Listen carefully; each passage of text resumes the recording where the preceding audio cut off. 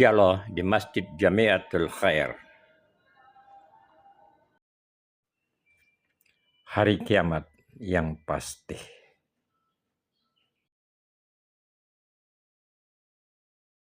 Sampai akhir itu untuk memang mengajarkan umat Islam. Kemudian yang kedua, ini bukan pertanyaan, hanya semacam analisis saja, bahwa ketika orang desa itu berlomba-lomba dalam pembangunan, dan tadi itu sudah dijelaskan bahwa itu tergantung nawaitunya.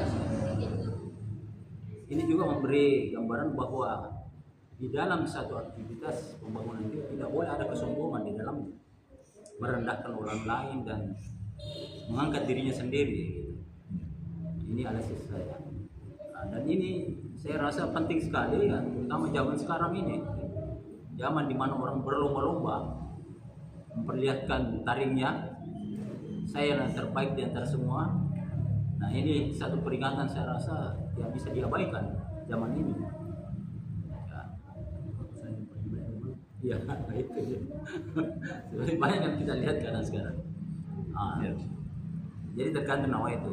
Misalnya saja orang berlomba-lomba membangun masjid, ada yang secara pribadi, tergantung dari niatnya. Tapi ini yang dibangunkan rumah Allah ya. Rumah Allah. Ini bahkan tadi ada satu pembangunan masjid yang sangat luar biasa besar ya, yang dibangun oleh Menteri Pertanian itu. Saya yakin itu niatnya tulus ikhlas itu. Mudah-mudahan itu bisa cepat selesai dan memberikan manfaat yang besar bagi masyarakat. Sekian, assalamualaikum. Jadi intinya memang semua tergantung niatnya. Kadang niat apa-apa itu kalau niat dibangun untuk kebaikan, niatnya ikhlas, itu nanti awet terus menjadi amal jariah yang terus menerus. Ka'bah itu Pak, sederhana Pak Ka'bah itu. Cuman kotak begitu saja. Tapi karena yang bangun orang berkah, dua orang Pak yang bangun, Nabi Ibrahim sama Nabi Ismail. Dua-duanya yang bangun Nabi. Atas perintah Allah juga kita dirikan Ka'bah. Cuman kotak begitu Pak. Tapi orang kalau sudah ke sana, cuman gitu aja bentuknya Pak. Ketika pulang, rindu lagi mau ke sana. Sampai antri-antri, sampai berjubel-jubel, sampai ratusan ribu orang. Itu kalau berkah seperti itu. Sampai 10 tahun. Jadi ketika sebuah bangunan itu didirikan ikhlas karena Allah, nanti biasanya itu ramai Pak. Ramai. Awet dan awet kadang-kadang. Itu salah satu pondok pesantren yang terbesar Indonesia Timur itu di Jawa Timur, namanya Sidogiri. Sudah 300 tahun sampai sekarang masih berjalan. Bayangkan itu pahalanya orang yang mendirikan, orang lulus di situ kemudian mengamalkan agama terus sampai ke situ. Ya, itu banyak. Kalau di Jawa Barat ada pesantren yang sekolah sudah 600 tahun sampai sekarang masih aktif itu pesantren. Wallahu a'lam. Jadi masjid-masjid yang sekarang didirikan orang-orang kerajaan zaman dulu itu pahalanya terus mengalir, masih awet, masih dikunjungi dan masih ada manfaat di dalam yang bisa diambil oleh orang. Jadi apa-apa kalau membangun apa-apa niatkan memang untuk kebaikan. Akhirnya sehingga barokahnya terus sampai hari kiamat. Harapannya seperti itu. Dan ramai biasanya Pak.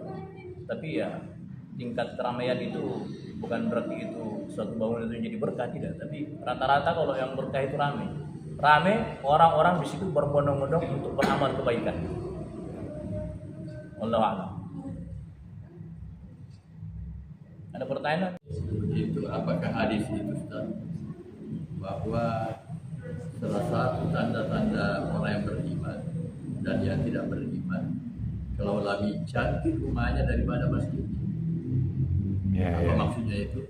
Lebih cantik rumahnya, maksudnya rumah tempat tinggalnya daripada masjid. Itu cuma itu saja. Maksudnya ini Pada hadis itu benar salah. Iya. apakah itu hadis atau bukan? Iya ya. Tanda-tanda orang beriman kalau dia menghindari rumahnya lebih cantik daripada masjid. daripada masjid. Iya. Artinya mengusahakan masjid. Allah alam ya, itu hadis apa bukan? Hanya saja kan yang namanya masjid ini kan kadang-kadang sekarang sudah bukan milik pribadi atau kerjasama gitu. Kerjasama. Nah, terus kemudian ketika ada orang yang rumahnya lebih cantik daripada masjidnya, ya tergantung tadi niatnya bagaimana dia bikin rumah itu saja. Dia berbangga-banggaan itu apakah lagi membangga-bangga sehingga lupa bangun masjid, atau memang dia ingin membuat keluarganya nyaman karena mungkin anaknya banyak, kemudian dibikinkan rumah yang agak besar supaya bisa di dalam beribadah lebih tenang. Karena kan orang kalau sudah punya anak banyak Pak, perempuan sama laki-laki itu kan nanti harus dipisah Pak kamarnya Pak, di antara tertibnya agama. Meskipun tidak sampai ini, tapi kalau sudah mulai dewasa, anak perempuan sama anak laki meskipun mahram itu kalau bisa Pak kamarnya, kalau mampu. Itu kan untuk menjaga apa itu namanya, ya hal-hal yang seperti itu. Jadi kalau mampu, jadi kalau mungkin dia rumahnya besar, kemudian bagus, kira-kira niatnya untuk seperti itu, kemudian masjidnya yang bagaimana, itu walau alam. Jadi intinya jangan terlalu cepat mengambil suatu kesimpulan ketika kita memandang orang lain. Tapi kalau kita memandang diri kita sendiri, maka usahakan yang kita pandang itu, yang kita pakai itu hadis-hadis yang ancaman. Tapi kalau kita memandang orang lain secara zahirnya seperti itu dan kita tidak tahu betul bagaimana niatnya, maka kita pakai hadis-hadis fadilah. Karena kenapa Pak? Membangun bangunan yang megah itu kan sebenarnya dalam Rasulullah tidak suka. Maka ada sebagian ulama mengatakan rumah itu kalau bisa jangan yang bagus.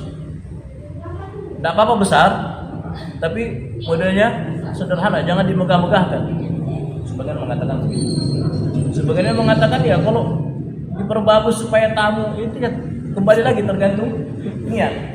Apalagi orang yang banyak tamunya biasanya kan, diperbaiki supaya tamu lebih betah di dalam, semua segala macam untuk menyambut tamu itu lain lagi ceritanya. Kembali lagi tergantung niat. Kenapa orang kalau bermegah-megah dalam bangunan banyak yang apa itu namanya, yang tidak sepakat atau tidak setuju oleh ulama, banyak yang mencela, termasuk Rasulullah. Ketika ada seorang sahabat rumahnya bagus jadi kubah, kemudian Rasulullah lewat, ternyata tidak mau senyum. Tidak mau senyum. Rasulullah bilang, kenapa Rasulullah tidak mau senyum? Karena lihat rumahmu itu bagus, ada kubahnya. Besoknya rumahnya rata dengan tanah. Masya Allah. Ini kalau sahabat Pak. Kalau kita ya jangan coba-coba. Gimana sahabat ini beda. Dalam artian yang seperti hal-hal demikian, bahkan di Al-Quran itu yang dilarang itu kan mencintai dunia.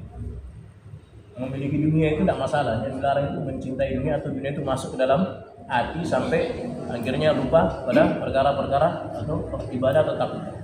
Karena di Al-Quran itu Nabi Sulaiman itu kerajaannya satu dunia itu. Kerajaannya satu dunia, pasukannya itu hewan, jin, semua tunduk di dalam kekuasaan beliau. Nah itu tadi, tapi kekuasaannya tidak menghalang-halangi orang dia taat kepada Allah. Ya Allah cintai ya namanya Nabi. Tapi di Al-Quran itu Fir'aun juga ada Pak, kekuasaannya besar. Tapi dia ngaku Tuhan. Nah di Al-Quran itu ada orang miskin juga Pak. Nabi Isa katakan, rumahku itu atapnya langit. Sebagian kitab mengatakan begitu. Alasnya itu lantainya bumi, bantal saya itu bebatuan. Jadi bawa kemana-mana itu cuma bawa timba buat mandi. Tapi ketika timba sama sisir, sebagian riwayat dalam timba sama sisir. Karena untuk mandi sama untuk merapikan rambut. Suatu ketika dia lihat orang mandi tidak perlu timba, dibuang timbanya Pak. Oh ternyata mandi tidak perlu timba, cukup dikali selesai. Orang itu habis mandi dirapikan rambutnya tidak pakai sisir. Kalau begitu tidak perlu sisir. Ini rapikan rambutnya pakai sisir, sisirnya dibuang. Nah seperti itu. Di Al-Quran juga itu ada pejabat Pak. Nabi Yusuf itu menteri perekonomian itu. Ada pejabat yang masuk surga, yaitu menteri perekonomiannya Mesir zaman dulu itu siapa? Nabi Yusuf. Tapi perdana menteri ada juga yang masuk neraka di cerita Al-Quran. Haman, perdana menterinya Fir'aun itu. Jadi ada orang kaya yang kekuasaannya luar biasa, hartanya luar biasa seperti Nabi Sulaiman masuk surga. Ada juga yang seperti Fir'aun. Ada juga seperti Qarun itu. Qarun, tahu Qarun itu Pak ya? Iya. Harta karun itu. Harta karun. Qarun. Jadi awalnya ini dia mantan muridnya Nabi Musa. Kemudian luar biasa, tambah pintar, sampai sebagian ulama mengatakan saking pintarnya itu dia punya ilmu kimia itu dia bisa merubah besi jadi emas. Maka apa saja jadi emas. Ketika bermasalah sama Nabi Musa, kalau salah difitnah, Nabi Musa itu difitnah. Akhirnya setelah Nabi Musa difitnah, kemudian fitnahnya tidak betul, kemudian Nabi Musa berdoa untuk Qarun ditenggelamkan. Setelah ditenggelamkan, hartanya diperebutkan. Maka beliau juga berdoa, hartanya ditenggelamkan. Makanya kalau kita dapat apa-apa di tanah itu dinamakan harta karun. Ini Qarun itu Pak. Istilah saja. Allah. Ada yang mau disampaikan lagi Pak? Cukup barangkali. Cukup Ustaz. Ya. Cukup ya? Iya Ustaz. Baik. Semoga bermanfaat. Semoga barokah dan semoga amal tambah lagi. Subhanallah wa bihamdihi, subhanallahi wa bihamdika, asyhadu an la ilaha illa anta, astaghfiruka wa atubu ilaik. Assalamualaikum warahmatullahi wabarakatuh. Waalaikumsalam warahmatullahi wabarakatuh.